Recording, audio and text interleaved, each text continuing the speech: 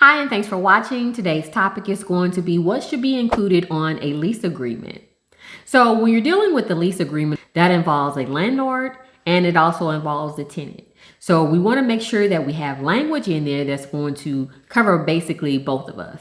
Before you actually create your lease agreement, you want to make sure that you have an attorney that's going to look over the contract to make sure that it's a legitimate contract and that if you have any problems or issues that it can actually withstand court.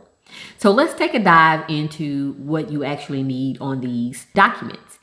So the first thing is going to be the landlord's information, contact information, the basic information like name and address, office, phone number. Okay. With the tenant's information, you're going to also need the basic information for them as well. Property details is going to be the next information that you're going to have on the lease, the actual address. You want to provide a clear description of the rental property. That includes any apartment numbers. That includes whether it's a duplex or if it's an apartment. You want to be as very specific as possible to identify the property. Lease term and renewal conditions. You want to include whether it's 6 months, a year, 3 months, month to month. You want to be very specific as to what the lease terms are going to be. If there's going to be any rules on breaking the lease, then you want to include that information on there. For example, you may say if you break the lease, if it's a 6 months lease and you break it within 3 months, then this is how much you're going to have to pay as a penalty. You may not even actually have a penalty, but you want to actually have that information outlined in your lease agreement so that everybody can be on the same page. Rent amounts and payment details is going to be the next item that's going to be needed. You need to outline the specific rent amount. You need to outline any payment methods, any non-acceptable payment methods, whether you choose to do online, cashier's check, money orders, or even cash. I actually don't like to do cash unless I'm going to actually have a receipt. What I do is I actually have all of my tenants to pay online. I use apartments.com to collect my money and they go online where they can actually schedule the payments if they would like.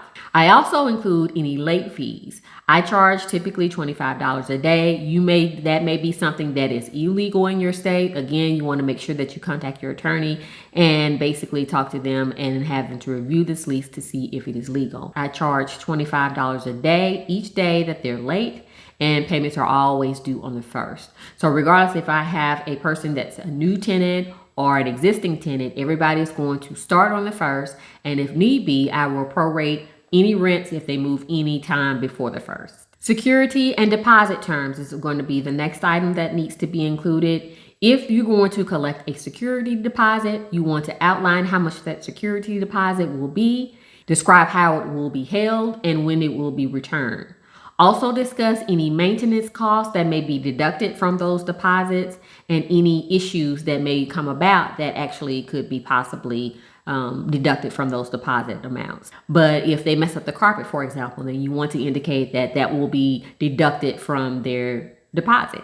Maintenance responsibilities will be the next item. This can be where there's some confusion. So you want to make sure that you outline any maintenance issues. For example, if you have a person complaining about pests, for example, this may be something that you may actually want to charge or you may not be able to charge depending on your local laws. Maintenance issues could be something. For example, I had some tenants that actually poured grease down the drain. And so once I found that out, then I charged them or deducted that from their deposit to cover that particular expense because they were told in the beginning not to pour greasy items down the drain, and it caused the drain to back up and overflow, and therefore I actually had to pay for that plumber to come out. For example, you may say that you're not allowed to park on the grass. You actually have to mow your own yard. You have to maintain your own yard. Any stipulations that you may actually have: no loud music, no abandoned cars hanging on the property. These are different stipulations that you need to make sure that you include so there won't be any confusion later with any tenants. Pet policies is going to be the next item. If pets are not allowed, then you need to make sure that you outline this clearly in your documentation.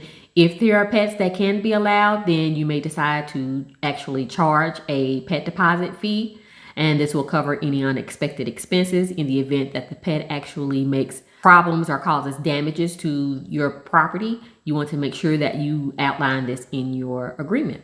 Entry and inspection terms. I have inspections because I like to see, number one, if there's any pets that are not supposed to be on the property, because I don't allow pets in any of my properties. I also make sure that I bring air vents so that we can change out the air vents to make sure that they are operating smoothly for those properties that I have central heat and air in. I typically don't just barge into a person's, or I actually don't visit unless I'm doing the inspection. And I always notify them when I'm getting ready to do inspections. Additional clauses. You may want to include additional clauses like subleasing. Subleasing is something that I actually don't do. Whoever I have the contract with, that's who I'm expecting to have in the property. I don't want anybody who is outside of the property to live there, just in case there's some issues that actually may go on.